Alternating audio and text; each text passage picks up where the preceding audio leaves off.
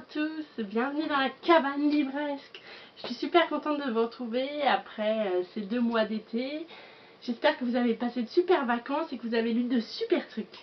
Donc aujourd'hui je vous retrouve pour vous présenter ma pile à lire du mois de septembre et toutes les nouveautés, du coup une partie des nouveautés qui sont apparaître du coup ce mois-ci. Alors je commence tout de suite parce que j'ai une petite dizaine de livres à vous présenter et franchement ça a l'air vraiment chouette tout ça. Alors le premier que j'ai reçu, c'est aux éditions Gallimard Jeunesse, ça s'appelle Aux douceurs enchantées. C'est le premier tome, Les sablés de métamorphose d'Aurélie Gerlache, illustré par Maud Bégon. Alors c'est un tout petit livre jeunesse qui peut s'apparenter à une première lecture, je pense, donc à partir de 6 ans. Et on est sur une histoire un petit peu de magie. C'est une grand-mère qui invite sa petite fille pour le goûter. Et sa petite fille, elle est toujours ravie parce que sa grand-mère, elle fait toujours des pâtisseries délicieuses. Sauf qu'en fait, il va s'avérer que ces pâtisseries sont pas juste délicieuses. Elles ont aussi un côté magique. Et sa grand-mère va lui faire passer une épreuve en fait pour savoir si elle aussi elle a le don et si elle va pouvoir prendre la suite de sa grand-mère. Forcément, tout va pas se passer comme prévu, mais je vous en dis pas plus. Je vous montre les petites illustrations parce que c'est un petit livre qui est illustré. Vous voyez, c'est vraiment un tout petit livre. Voilà, les illustrations sont super mignonnes. Bon, j'adore. Voilà, donc à voir ce que ça donne. Ça fait penser un peu à la pâtisserie Bliss, mais on sait jamais. Ensuite, j'ai reçu aux éditions La Partie un petit album jeunesse qui s'appelle La Balle Rouge d'Igar Snibec et Przemysław Sibek. Je ne sais pas si je le prononce correctement. Donc pareil, un album jeunesse donc illustré. Voilà, c'est des illustrations assez simplistes en noir et doré. Moi je trouve ça très très joli, ça me fait penser un peu aux estampes japonaises. Et a priori c'est sur la confiance en soi. Donc voilà, à voir ce que ça donne. Donc ça va apparaître le 1er septembre aussi. Ensuite, le 2 septembre, c'est une bande dessinée ce coup-ci que j'ai à vous présenter, et la seule d'ailleurs de ma pile du mois de septembre, qui sort le 2 septembre du coup. Révolutionnaire, le premier tome, Les Princes Misères, Dautière et Fourquemin. Alors Fourquemin, j'ai déjà lu une bande dessinée de lui que j'avais vraiment adorée. Apparemment là, il fait les illustrations et franchement pour le plus grand plaisir des yeux. Hein. Donc c'est chez Le Lombard. Attendez, je vous montre un peu... Voilà, on est sur du dessin assez classique, mais moi j'aime beaucoup.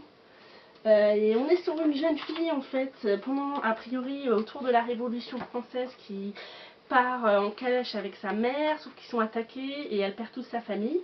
Et du coup elle va chercher de l'aide auprès de son oncle, sauf qu'a priori son oncle, c'est son oncle en partie qui a monté ce traquenard à sa famille. Du coup elle va s'enfuir et elle va trouver refuge en fait avec une bande de voyous, une bande... de gamins des rues, et en fait on va suivre leur aventure, comment ils s'en sortent, est-ce qu'elle va retrouver son héritage, etc. etc.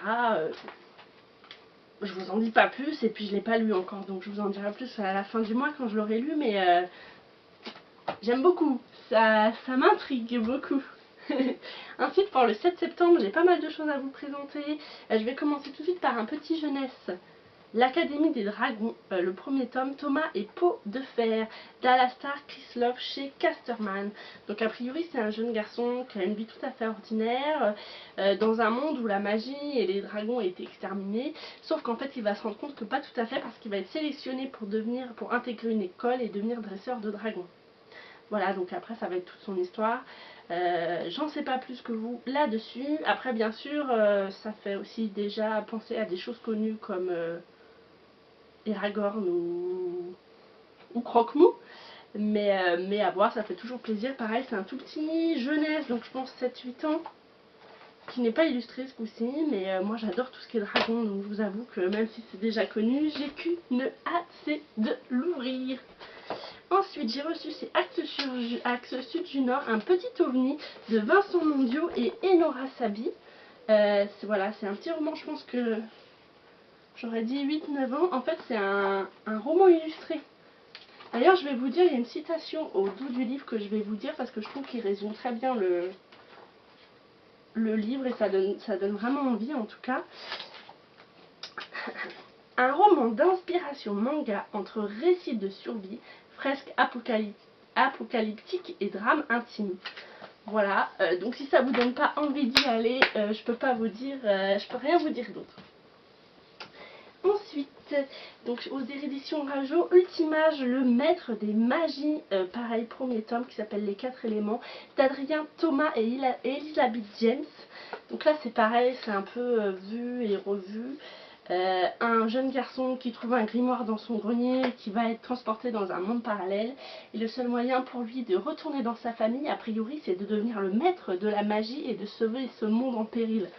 Donc tout de suite, personnellement, je pense à la quête des Willan de Pierre Bottero. Mais voilà, à voir ce que ça donne. Donc dans celui-ci, il y a des petites illustrations. Je pense que 8-9 ans aussi. Mais je vous en dirai plus, bien sûr, quand je les aurai lus. Après, moi, j'adore tout ce qui est magie, etc. Puis on sait pas, des fois, on peut avoir des bonnes surprises. En plus, il y a une carte.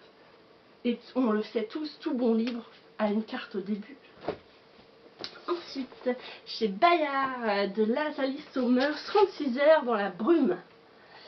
Pareil, c'est un tout petit roman, je pense là par contre pour plus grand, 12-13 ans, il fait pas beaucoup de pages, a priori 150 pages. Et là, ça s'apparente à une course-poursuite dans San Francisco de deux adolescents, dont l'un qui a oublié tous ses souvenirs. Et l'autre qui voulait mettre fin à ses jours. Et en fait, ils vont partir dans cette ville à la recherche d'eux-mêmes et en quête de savoir. J'en sais pas plus que vous, ça s'apparente à un thriller, voilà, ça a l'air assez effréné, donc je vous en dirai plus, mais pourquoi pas. Et enfin, pour le 7 septembre, un roman que j'attends depuis longtemps et que j'ai vraiment très envie de lire, c'est chez Didier Jeunesse, L'Empire des femmes, le premier tome, Sapienza, de Cassandra Lambert, qui a écrit aussi L'Antidote mortel, une duologie. Et je vous avoue que ça me fait très envie. En fait, le monde est complètement inversé dans ce roman-là. A priori, c'est les femmes qui ont le pouvoir et on suit un jeune homme qui est voué à devenir esclave et qui va pas du tout accepter son destin et qui va se révolter. A priori, donc voilà, j'ai vraiment hâte de le commencer. J'adore tout ce qui est un peu féministe comme ça. Et puis j'avais très envie de découvrir la plume aussi de cet auteur. Donc voilà. J'ai hâte. Ensuite, on passe au 8 septembre, un roman chez Pocket Jeunesse, donc PKJ, d'Annelise Avery qui s'appelle, pareil, le premier tome, Le secret de Night Silver. Et la couverture est vraiment super jolie. De toute façon, j'essaierai de vous les mettre là. Et ça a l'air vraiment trop mignon. En fait, on est sur un livre où le destin des gens est prédit et déterminé par les étoiles. Depuis toujours, et ça a toujours été comme ça. Et en fait, on apprend à une jeune fille que son destin, c'est qu'elle va mourir à 14 ans. Sauf qu'elle n'est pas du tout d'accord avec ça. D'ailleurs, elle va le cacher à sa famille. Et ça va être son périple. Et en fait, elle va essayer de faire en sorte que ce destin ne se réalise pas. Elle va essayer d'aller contre les étoiles. Voilà. Alors, je vous montre parce que, en fait, chaque début de chapitre est un peu illustré comme ça. Et je trouve ça vraiment trop mignon. Et j'adore le concept avec les étoiles. Donc voilà, j'ai hâte de le lire et d'en savoir un peu plus. Ensuite, pour le 14 septembre, j'ai reçu aux éditions Didier Jeunesse Gamine d'Emmanuel Ray. C'est un tout petit roman aussi qui fait une centaine de pages, mais là c'est la destination des plus grands. Et je trouve que c'est... j'ai hâte de le lire parce que c'est un sujet que j'ai jamais vu encore en littérature jeunesse. Et en fait, ça traite d'une relation amoureuse, mais avec des personnes qui ont une très grande différence d'âge. Donc a priori là c'est la jeune fille qui part, qui a 18 ans, et en fait elle tombe amoureuse d'un homme qui en a 32. Voilà, donc je vous en dirai plus quand je l'aurai lu, mais franchement voilà, je trouve que le sujet est super. Ensuite, L'extraordinaire évasion des animaux de Bellevue de Jeanne Claire aux éditions Bayard. Alors la couverture je la trouve pas très jolie, mais voilà. Mais le sujet peut être sympa. Ça s'apparente à un thriller dans le milieu des animaux a priori. On suit un jeune garçon orphelin qui va être pris sous son aile par une famille qui a un zoo. Donc il va être élevé un peu par les animaux, il va les aider, etc. Jusqu'au jour où tous les animaux disparaissent. Et forcément, ça va retomber sur lui. En fait, on va l'accuser parce que c'est plus facile. Sauf qu'il n'est pas du tout d'accord avec ça. Et pour la famille qu'il a adoptée, il veut rendre justice. Et du coup, il va enquêter lui-même. Donc voilà, je sais pas si ça vous tente ou pas, mais moi j'aime bien l'esprit. Le 14 septembre, toujours, on continue avec les éditions Hachette Jeunesse. Pareil, un premier tome de saga, Les Lance-Rêves, le tome 1. Donc, Le secret des dents de lion de Suzanne Isnert et Esther Gilly. Pareil, c'est un petit roman illustré. D'ailleurs, j'adore, c'est trop cute. Ça fait un peu automne. Bon voilà, j'ai hâte de le lire. Et là, on est sur un grand-père et sa petite fille, a priori, qui se lancent dans une quête parce qu'il y a des méchants qui veulent détruire les rêves des êtres humains. Donc voilà, j'en sais pas beaucoup plus, mais tout ce qui est monde onirique, les rêves, tout ce qui s'apparente aux rêves, moi j'adore. Donc voilà, j'ai hâte de savoir ce que ça donne. Ensuite, le 24 septembre, un roman que j'ai aussi très envie de lire, Riposte de Louisa Red. Donc c'est du vers libre, et tout ce qui est vers libre en général, chez nous, c'est traduit par Clémentine Beauvais, et j'ai jamais été déçue de ce qu'avait traduit Clémentine Beauvais. Le vers libre, c'est pas pour tout le monde, mais moi en général j'aime bien. Je trouve que ça change un peu, que c'est très poétique, etc. Et Riposte, là on est sur une jeune fille harcelée à l'école à cause de son poids, qui va trouver un échappatoire dans la boxe. Et du coup, elle raconte. Voilà. Et enfin, le petit dernier qui sort ce coup-ci, le 28 septembre, chez Bayard Jeunesse, La Bête et Bethany. Ça a l'air d'être un petit conte pour les plus jeunes aussi, 8-9 ans, je pense. Je vous montre, il y a quelques images. Et en fait, c'est l'histoire d'une sorcière qui est très très vieille. Et en fait, elle est très très vieille grâce à un monstre à qui elle donne à manger, enfermé dans son placard ou dans sa maison.